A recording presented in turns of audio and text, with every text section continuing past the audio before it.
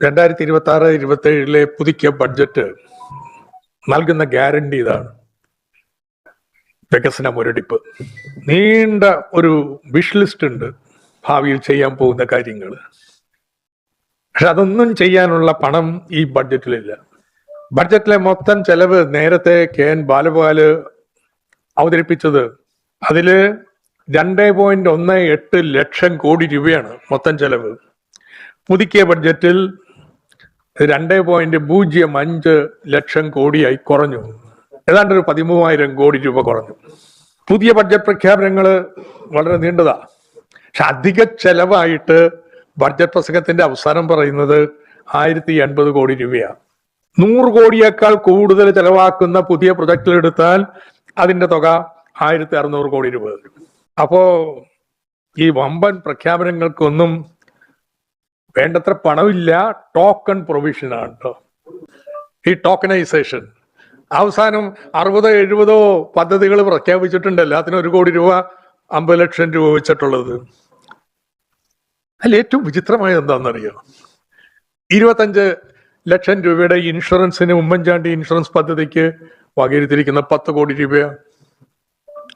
തിരുവനന്തപുരത്തും ഹരിപ്പാടും പുതിയ medical college തുടങ്ങാൻ പോവുകയാണ്. ആയിക്കോട്ടെ, എത്രയാ വെച്ചിരിക്കുന്നത്? അവയ്ക്ക് ആകെ 100 കോടി രൂപയാണ്. ഈ കോട്ടയത്ത് ഇപ്പോൾ ഉദ്ഘാടനം ചെയ്ത സ്പെഷ്യലിസ്റ്റ് ബ്ലോക്ക് ഇല്ലേ, അതിന് 375 കോടിയാ ചെലവ്. അപ്പോഴാണ് ഈ തുക വെച്ച് 2 പുതിയ മെഡിക്കൽ കോളേജ് ആരംഭിക്കാൻ പോണു. ഇതിന് പണമില്ലാത്തത് എന്തുകൊണ്ടാണ്? ഈ കാര്യങ്ങൾക്ക് ഞാൻ പറയാ, പണം ഉണ്ടാക്കാനായിട്ട് ഒരുപാട് സൂത്രവിദ്യ തെരഞ്ഞെടുപ്പിന് മുമ്പ് പറഞ്ഞിരുന്നല്ലോ. അതൊന്നും ഇപ്പൊ ബഡ്ജറ്റ് പ്രസംഗത്തിൽ ഇല്ല കേട്ടോ. 3 കാര്യങ്ങളാണ് പറഞ്ഞത്. VD സതീശന്റെ പ്രസിദ്ധമായിട്ടുള്ള പോഡ്കാസ്റ്റുകളിൽ 25,000 കോടി രൂപയുടെ നികുതി കുടിശ്ശികയുണ്ട്. അത് പിരിക്കുന്നതിൽ LDF വലിയ ഉപേക്ഷയാണ് കാണിച്ചിരിക്കുന്നത്. അത് പിരിച്ചാൽ പ്രശ്നം തീർന്നു എന്നുള്ളതാണ്. ഇപ്പൊ എത്രയാ കുടിശ്ശിക പിരിക്കാൻ ഉദ്ദേശിക്കുന്നത്? ഈ ഇനത്തിൽ ബാലഗോപാലന്റെ ബഡ്ജറ്റ് പറഞ്ഞതിനേക്കാൾ 1 പൈസ കൂടുതൽ പിരിക്കാൻ ഉദ്ദേശിക്കുന്നുണ്ടോ? കുടിശ്ശിക പിരിക്കുന്നില്ലെന്ന് മാത്രമല്ല, ഇപ്പൊ ചെയ്തിരിക്കുന്നത് കുടിശ്ശിക എഴുതി തള്ളലാ. 2 ലക്ഷം രൂപ വരെയുള്ള 2017-18 അങ്ങ് 50-60 കാര്യമല്ല, 2017-18 മുമ്പുള്ള എല്ലാ നികുതി കുടിശ്ശികയുടെയും മുതലും പലിശയും പിഴപ്പലിശയും എല്ലാം എഴുതി തള്ളാൻ, ഒന്നും തരണ്ട. ഇതുപോലെ തന്നെയാണ് പ്രളയ സെസ്. 2018-19 കാലത്തെ പ്രളയത്തിന് മേലുള്ള സെസ് അത് ഒത്തിരി പേര് തന്നില്ല, അതും വേണ്ടെന്ന് വെച്ചിരിക്കുക. ഇപ്പൊ കുടിശ്ശിക പിരിക്കാൻ ഇറങ്ങിയ ആളിപ്പോ കുടിശ്ശിക എഴുതി തള്ളുന്ന പണിയിൽ ഏർപ്പെട്ടിരിക്കുന്നു. സ്വർണത്തിൽ നിന്ന് മാത്രം 15,000 കോടി രൂപ അധികം പിരിക്കാന്നാ പറഞ്ഞിരുന്നത്. 600 കോടിയാണ് ഇപ്പോഴുള്ള വരുമാനം. 15,000 കോടി, 1 പൈസ കൂടുതൽ നേരത്തെ വകയിരുത്തുന്നതിനേക്കാൾക്ക് പിരിക്കാൻ പരിപാടി ഇട്ടിട്ടുണ്ടോ? ഉണ്ടെങ്കിലൊന്ന് പറഞ്ഞാട്ടെ. സംസ്ഥാനത്തിന് GST 2 തരത്തിലുള്ള നികുതിയാണ്. നമ്മുടെ നാട്ടിൽ നടക്കുന്ന കച്ചവടത്തിന് മേൽ ചുമത്തുന്ന SGST, അന്തർ സംസ്ഥാന വ്യാപാരത്തിന് മേൽ ചുമത്തുന്ന IGST. അതില് 25,000 കോടി രൂപ ചോർച്ചയുണ്ടായിട്ടുണ്ട്. അത് സർക്കാരിന്റെ പിടിപ്പേട് കൊണ്ടാണ് എന്നായിരുന്നു VD സതീശൻ ഉന്നയിച്ചിരുന്ന വലിയൊരു ആക്ഷേപം. ഈ ബഡ്ജറ്റ് പ്രസംഗം ഒന്ന് വായിച്ചു നോക്ക്. IGST കൂടുതൽ കാര്യക്ഷമമായിപ്പിക്കാനായിട്ട് എന്തെങ്കിലും ഒരു വാചകം ഉണ്ടോ? ആകെ ഉള്ള എന്താ അറിയാമോ? ആകെ ആ തലവാചകത്തിന് എഴുതി കൊടുത്തിരിക്കുന്നത് കേന്ദ്ര സർക്കാർ കൊണ്ടുവന്ന നിയമ ഭേദഗതികൾക്ക് അനുസൃതമായ മാറ്റങ്ങൾ നമ്മുടെ നിയമത്തിലും വരുത്തും. IGST പിരിച്ചത് തന്നെ. ഇനിയാണ് ആകെ കുറച്ച് വരുമാനം കൂടുതൽ മേടിക്കാൻ വേണ്ടി ഉണ്ടാക്കിയിരിക്കുന്നത് ലോ ആൽക്കഹോളിക് ബിവറേജസിന്റെ മേലുള്ള നികുതിയാണ്. ഞാൻ ഗുരുതരമായ ആക്ഷേപം ഉന്നയിക്കുന്നത് ഇത് വമ്പൻ അഴിമതിയാണ് കേട്ടോ. കഴിഞ്ഞ സർക്കാർ കൃഷിക്കാരെ സഹായിക്കാൻ വേണ്ടി ചട്ടങ്ങൾ ഭേദഗതി ചെയ്തു. ഹോർട്ടി വൈൻ എന്നൊരു കാറ്റഗറി ഉണ്ടാക്കി. ആ കേരളത്തിലെ കൃഷിക്കാര് വൈനും അല്ലെങ്കിൽ ബിയറൊന്നും അല്ലാതെ ഉത്പാദിപ്പിക്കുന്ന ബിവറേജസ്, അതിന് 86% നികുതി കൊടുത്താൽ മതി. 200-220 നികുതിയൊന്നും വേണ്ട, 86% നികുതി കൊടുത്താൽ മതി. അപ്പൊ കൃഷിക്കാർക്കൊരു സഹായം എന്നുള്ള രീതിയിലാണ്. ഇപ്പൊ ലോ ആൽക്കഹോളിക് ബിവറേജസിന്റെ നിർവചനം എന്താ? വൈനും ബിയറും അല്ലാതെ ഉള്ള എല്ലാം 15 20% താഴെ വരുന്ന അതിൽ വരും. അപ്പൊ ഹോർട്ടി വൈനാണ് നമ്മൾ ഇളവ് കൊടുത്തത്. അന്ന് ബക്കാർഡി കമ്പനി കേരളത്തില് ഞങ്ങൾ ഉണ്ടാക്കുന്ന വൈനുകളും കാർഷികോൽപ്പന്നങ്ങളിൽ നിന്ന് അത് വീര്യം കുറഞ്ഞതാണെങ്കിൽ ഈ നികുതി നിരക്കിൽ 86% വിൽക്കാൻ അനുവദിക്കണം. കൊണ്ടുവരണമെങ്കിൽ ഇമ്പോർട്ട് ചെയ്യണമെങ്കിൽ പെർമിഷൻ വേണം, ലൈസൻസ് വേണം. GST കമ്മീഷണർ പറഞ്ഞു ഹോർട്ടി വൈനേ ഉള്ളൂ, നിങ്ങൾ ഉണ്ടാക്കുന്ന മദ്യങ്ങളൊക്കെ അതിനേക്കാൾ കൂടുതൽ വീര്യമുള്ളതാണ്, ഇവിടുത്തെ കൃഷിക്കാർക്ക് വേണ്ടിയുള്ള അതുകൊണ്ട് ലൈസൻസ് തരുന്നില്ല. അപ്പൊ അവര് പറഞ്ഞു ലോ ആൽക്കഹോളിക് ബിവറേജസ് എന്ന് പറഞ്ഞൊരു ഇനം ഉണ്ടല്ലോ, അതിൽ പെടുത്തിയാൽ മതി. അപ്പൊ നമ്മൾ പറഞ്ഞു ഹോർട്ടി വൈൻ ആ ഇനത്തിൽപ്പെട്ടതല്ല, വേറൊരു ഇനം തന്നെയാണ്. മറ്റേ ലോ ആൽക്കഹോളിക് ബിവറേജസിന് നികുതി നിശ്ചയിച്ചിട്ടില്ല, അതുകൊണ്ട് റിജക്ട് ചെയ്യണു. ഈ ബഡ്ജറ്റില് നികുതി നിശ്ചയിച്ചു കൊടുത്തിരിക്കുക. ബക്കാർഡി കമ്പനിയും മറ്റു കോർപ്പറേറ്റ് കമ്പനികളും ഉയർത്തിയ പ്രശ്നം അങ്ങനെ ലളിതമായിട്ട് പരിഹരിച്ചു കൊടുത്തു. എത്ര അഴിമതി! 1000 കോടിയുടെ മാർക്കറ്റിൽ തുറന്നു കൊടുക്കുമ്പോ എത്രയായിരിക്കും അഴിമതി നിങ്ങൾ ആലോചിക്കാം. ഇതിങ്ങനെ പറയാൻ കാരണം എന്താ? ഈ ബഡ്ജറ്റ് പ്രസംഗത്തിലെ 309 ഖണ്ഡികയിലാണ് ഈ നികുതി നിശ്ചയിച്ച കാര്യം പുതിയ പറയുന്നത്. 307 ഖണ്ഡിക എടുത്ത് വായിക്കണം. കഴിഞ്ഞ സർക്കാർ ലോ ആൽക്കഹോളിക് ബിവറേജസ് എന്നൊരു പുതിയ ഇനം കൊണ്ടുവന്നു, അതിൽ പെട്ടിട്ടാണ് 86% കൊടുത്തതെന്ന് പറഞ്ഞിട്ടാണ് വെക്കുന്നത്. അത് ഹോർട്ടി വൈനാണ്. ഹോർട്ടി വൈൻ എന്നൊരു വാക്ക് ഈ ബഡ്ജറ്റ് പ്രസംഗത്തിലുണ്ടാ. ഈ പേര് പറഞ്ഞ് ലോ ആൽക്കഹോളിക് ബിവറേജസിനൊക്കെ രണ്ടായിട്ട് തിരിച്ച് 120% വിൽപ്പന നികുതി 10% താഴെയാണെങ്കിൽ, പിന്നെ 175% നികുതി 20% താഴെയാണെങ്കിൽ അഴിമതി അല്ലെങ്കിൽ പിന്നെന്ത്? നേരെ വാ പരിപാടിയാണെങ്കിൽ ഈ 307 ഖണ്ഡികയുടെ ആവശ്യമുണ്ട്. ഈ ഇളവ് കൊടുക്കുന്നത് കേരളത്തിലെ ജനങ്ങളൊക്കെ വീര്യം കുറഞ്ഞ മദ്യം കുടിച്ച് ശീലിപ്പിക്കാനല്ല. നികുതി ഇളവ് കൊടുത്തത് കേരളത്തിലെ കൃഷിക്കാരെ കൊണ്ട് ഏറ്റവും വീര്യം കുറഞ്ഞത് 15% എന്നല്ല ടാസാണെങ്കിൽ 10%, 5% താഴെ വരുന്ന ഒരു ഭക്ഷ്യപദാർത്ഥങ്ങൾ പ്രോസസ്സ് ചെയ്യുന്ന, ഫ്രൂട്ട്സും ഒക്കെ പ്രോസസ്സ് ചെയ്യുന്ന, നമ്മുടെ ചക്കയായാലും മാങ്ങയായാലും ഒക്കെ ചെയ്യാവുന്നതാണ്.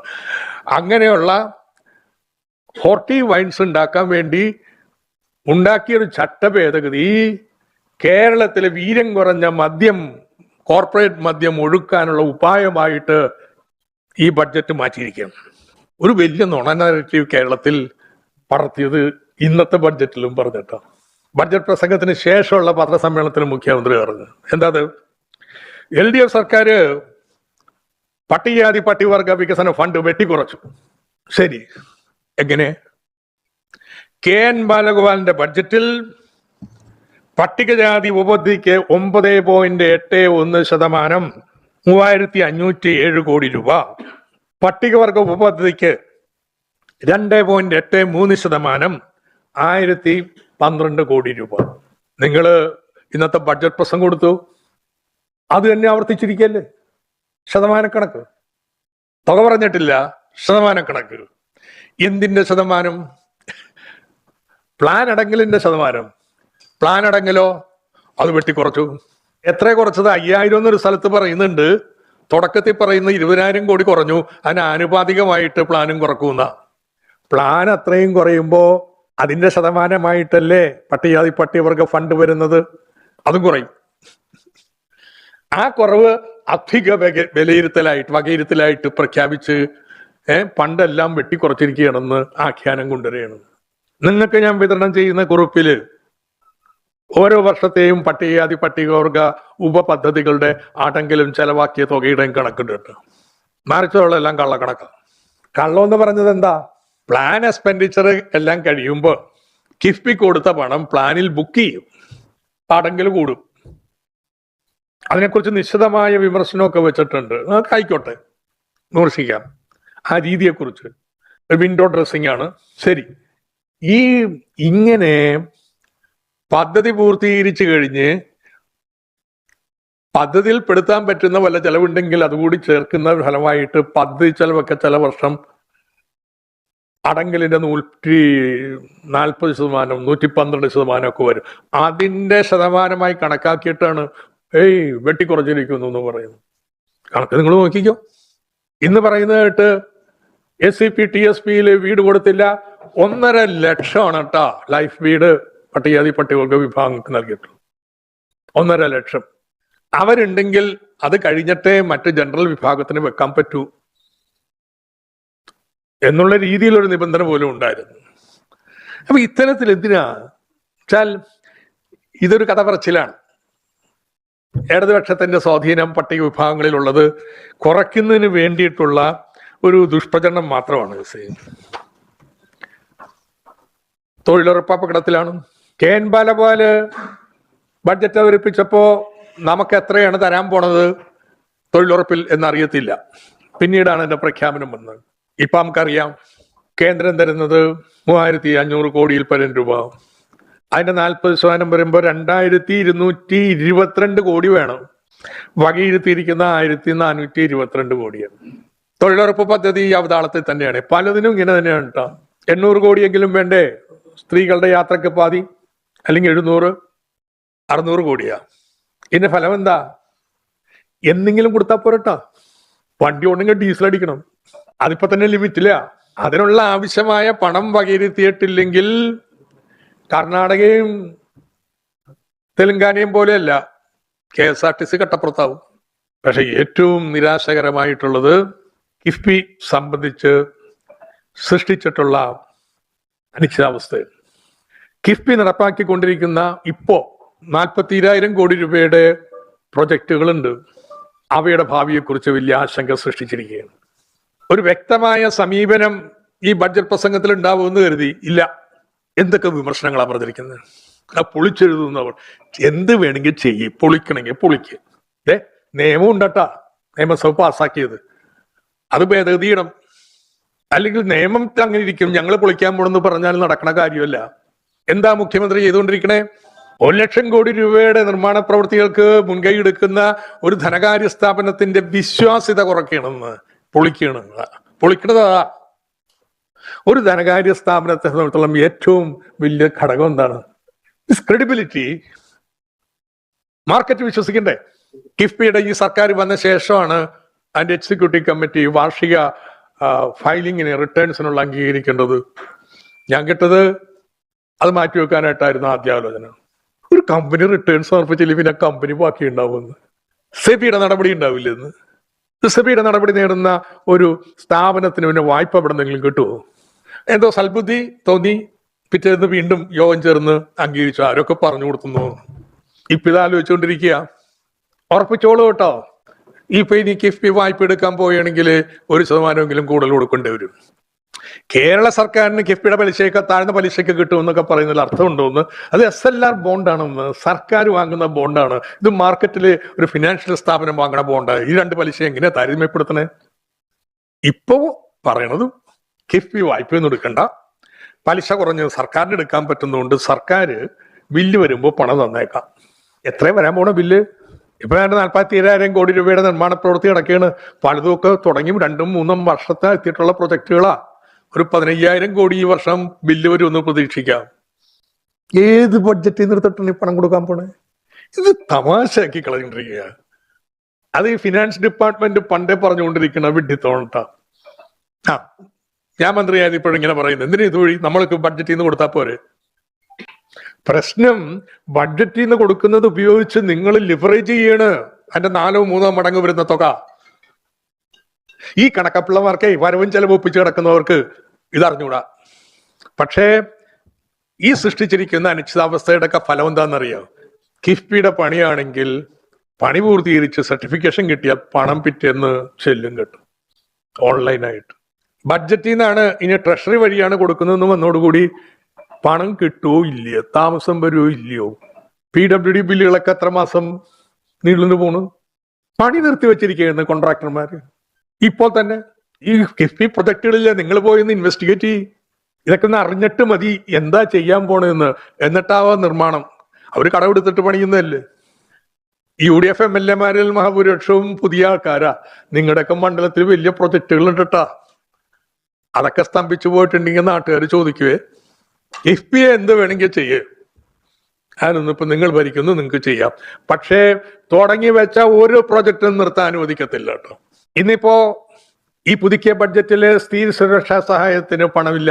വർക്ക് ടു കണക്ട് എന്ന് കുട്ടികൾക്ക് 1000 വെച്ച് കൊടുക്കുന്നതിന് പണമില്ല. നിലവിലുള്ള ഏതെങ്കിലും ധനസഹായ പദ്ധതികൾ നിർത്തലാക്കിയാൽ ഒരു സംശയവും വേണ്ടെന്ന് നാട്ടുകാരെ അണിനിരത്തിയിട്ട് അവയ്ക്കെതിരായിട്ട് നമ്മൾ സമരത്തിന് തയ്യാറാവും. ഇത് ചോദ്യം ചെയ്യാതെ പോകുമെന്ന് ധരിക്കണ്ട.